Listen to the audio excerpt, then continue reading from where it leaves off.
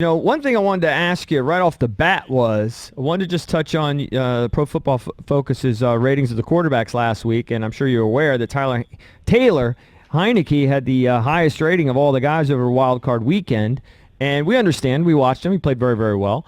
But the question is, when was the last time that a quarterback in his first or second start, forget about the playoffs, right, because that's so rare, but when was the last time a quarterback in his first or second start has played that well where you guys have rated him best in the league? That's a good question. It's rare. It is definitely rare to see, and it's one of those things where you wish you could have, you wish that could have happened week 6, and you could have had a little bit more time to evaluate this guy. Right. It came against one of the best defenses. I mean, not just that he played so well, in a big game, but it was also against one of the best secondaries in the NFL. I mean, the Tampa Bay Bucks cornerback group is most slouch, and so it was very impressive. And it's hard to kind of ignore what he's done in his game and a half so far this season. Right.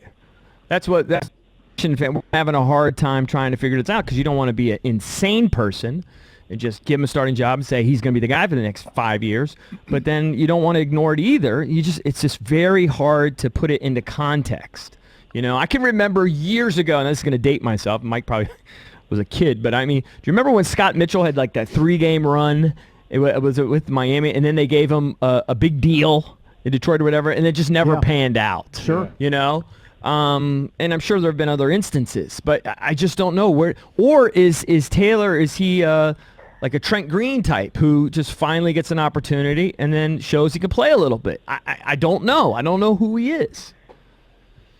Yeah, I think it's one of those things where you want to keep him around. You want him in the fold, but at the same time, you have to realize that the odds of him being a Tony Romo, of a guy who was UDFA, comes on and all of a sudden is your starting quarterback, is incredibly low. That rarely happens. That's kind of the pipe dream, and it's not like he's got a cannon for an arm. It's not like he's a super toolsy prospect who just all of a sudden put it all together.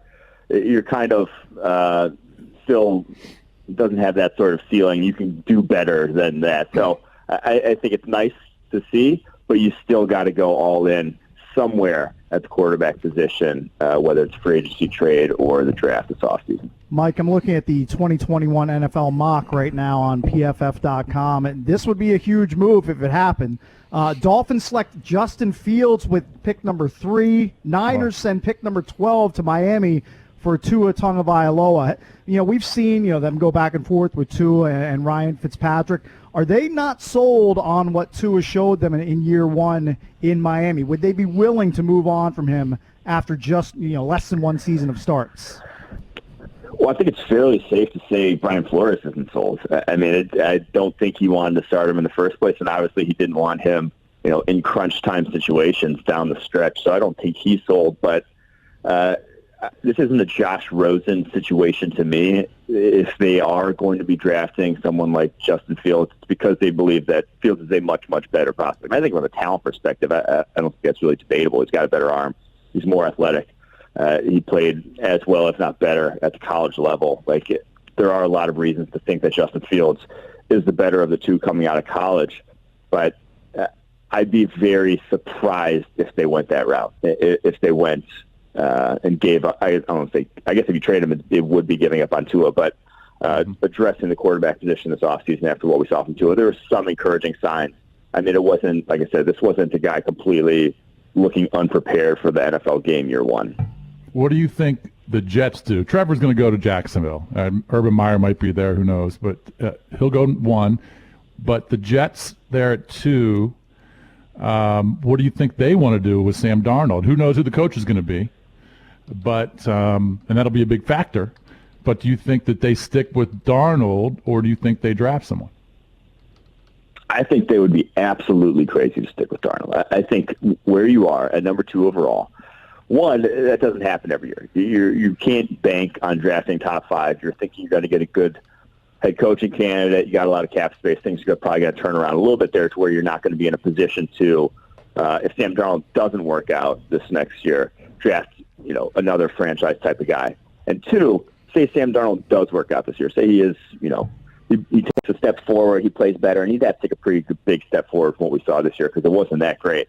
Take a step forward, he's your sort of franchise guy. All of a sudden, you got to pay him. That's sort of inbuilt, what everyone says is the biggest sort of market inefficiency in the NFL today is having that rookie contract, the rookie quarterback on a rookie deal, paying him $30, $40 million less than everyone else. As soon as Sam Darnold becomes good this year, you got to pay him $20 million in 2022, and then you got to give him a big deal, $30, $40 million after that, and you kind of just lost your window that you supposedly had. So I think they'd be crazy to go anywhere else, especially considering that guys like Justin Fields, Zach Wilson are very, very talented and could go number one, if Trevor Lawrence didn't exist. You guys have Mac Jones going up to 8 to Carolina. I brought up Carolina earlier in the show. I think they're going to look for someone else, even though Bridgewater's semi-established, had a pretty good year completion percentage-wise, didn't throw a ton of touchdowns, but they think that they can upgrade that position. I would agree with you that they look at a quarterback. I'm not sure if they look at someone in the draft or free agency. I don't know, or they'd make a trade, but you got Mac Jones going 8 to Carolina. Now, I think he goes first round. This wasn't my mock. This was my coworker Anthony Tresh's. I can't get on board with 8th overall. I just don't see. Okay. I can't get on board with 1 year in that offense with how many kind of layup throws that it gave him. He did not have to show a lot under pressure. He did not have to show a lot of tight window throws, and he doesn't have a big arm, and he's not terribly athletic. So I can't get on board with 8th overall, but I think just you see a lot of the things he did do well in that offense in terms of throwing with timing, and I think you could still evaluate his ball placement and the accuracy of where he wanted the ball to go and where it did go, and it was still among the best in the country. So I do think someone will be needy enough. I just think it'll happen more like the teens or the 20s for a guy like Mac Jones. Yeah, joined by Mike Renner from Pro Football Focus. Who's the most polarizing guy on the draft board, like say in the top 15 amongst all of the PFF guys? Like some guys love him, some guys just despise him and they would not pick him in the first round at all. Who is that guy? I'm not sure about first round at all, but I do think Gregory Rousseau from Miami, who opted out this past year, is going to be a real sort of hot-button guy because, yes, he had 16 sacks in his lone year of actually playing college football as a redshirt freshman back in 2019. But a lot of his production came on the inside when he was, just more athletic against offensive guards. He really wasn't good as a true edge rusher, even though he's 250 or so pounds and like 6'6". So his production isn't great. His physical tools are, but I just think his kind of profile right now is interesting. And after having only seen him for 1 year of college football, I bet he still goes top 10 to 15. But I think that any other year I would be hesitant to draft a guy like that highly. Yeah, I'm just looking at the mock, and your boy has like 5 quarterbacks going in the first 9 picks. It's crazy. If Washington... It is a loaded quarterback class, I will say. This one, compared to just of years past, very similar to, I guess, 2018 when a lot of guys came out. I think broke the record for most quarterbacks in the top 10. Now, like you said, this is not your mock. If it was your mock at 19, what do you think Washington's looking at? He's got Darisaw from Tech going. He's a tackle. And they certainly need help on the offensive line. 2 mocks I've seen with him going there. Yeah, and they certainly need help there.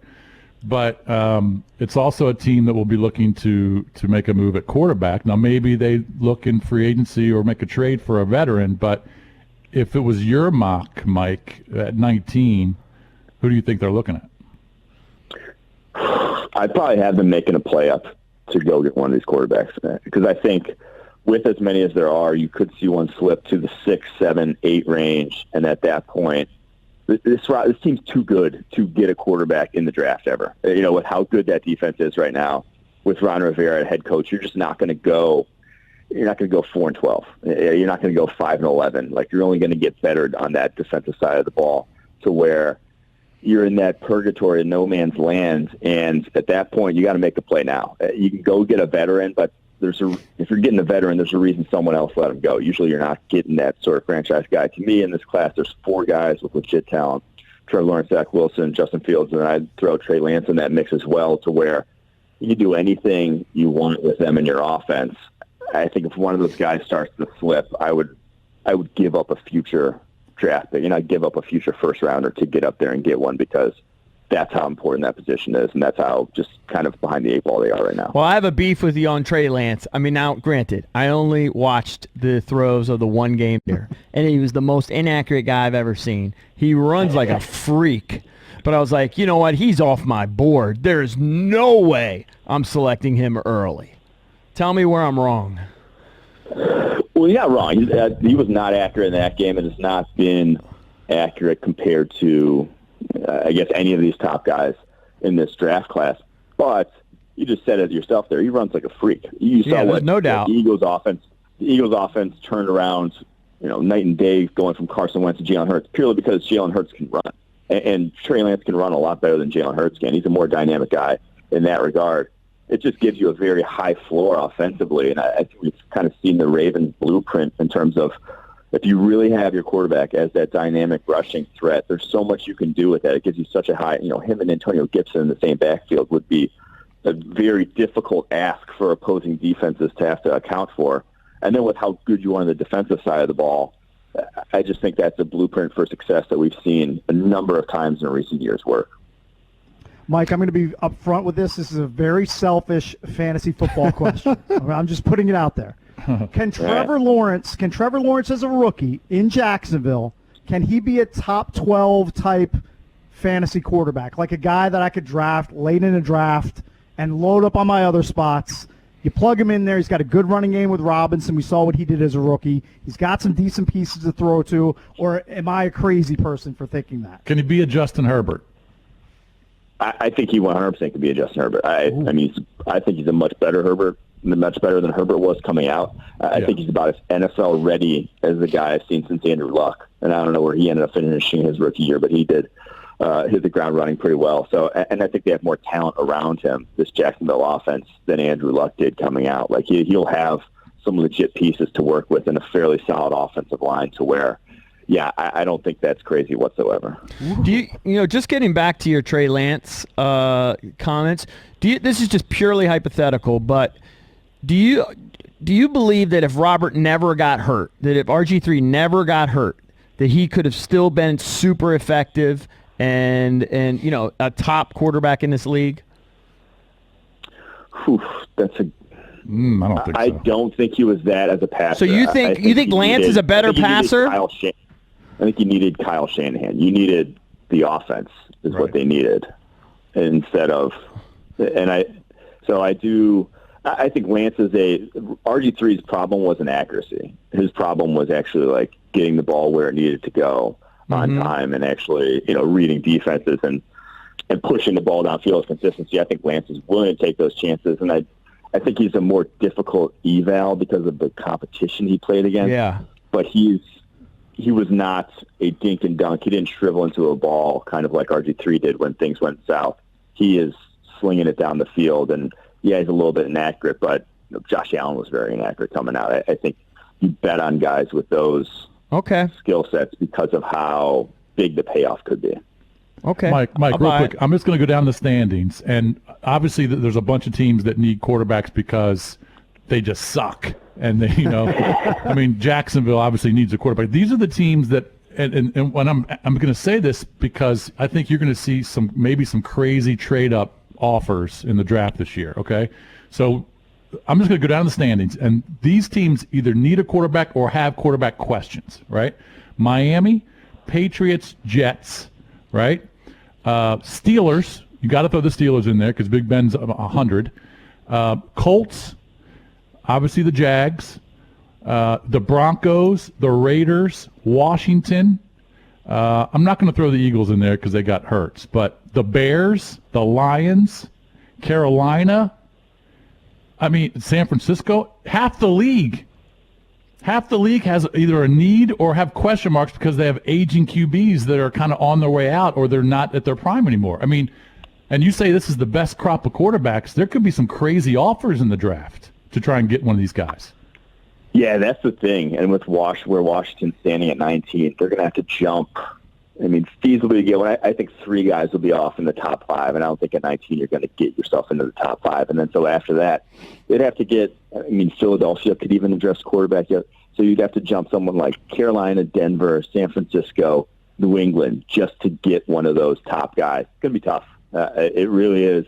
And that's why I think this quarterback class, that's why my coworker had 5 guys going in the top 10, is because, one, it's a talented class, and 2, it seems like everyone needs them. So I think this will be one of those years where teams sort of are seeing success of guys like Justin Herbert, teams seeing success of guys like Josh Allen, and realizing, hey, we got to get that guy early.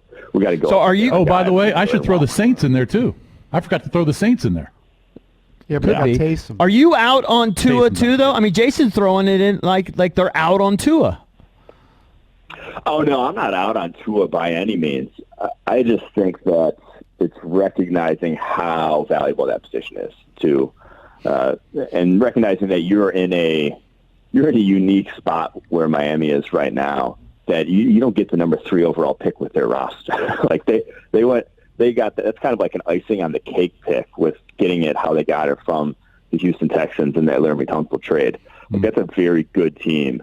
And to end up with the number 3 overall pick, it's almost like, let's swing for the fences, because, again, the payoff's so big at that position. When you find a guy, when you find a Deshaun Watson, when you find a Patrick Mahomes, a Josh Allen, that, you don't have to deal with the Alex Smiths of the world, unfortunately. You can do better than that, and when you do better than that, the payoff is so massive that you might as well swing for the fences. Any other position you do take isn't going to come close to the sort of payoff you can get.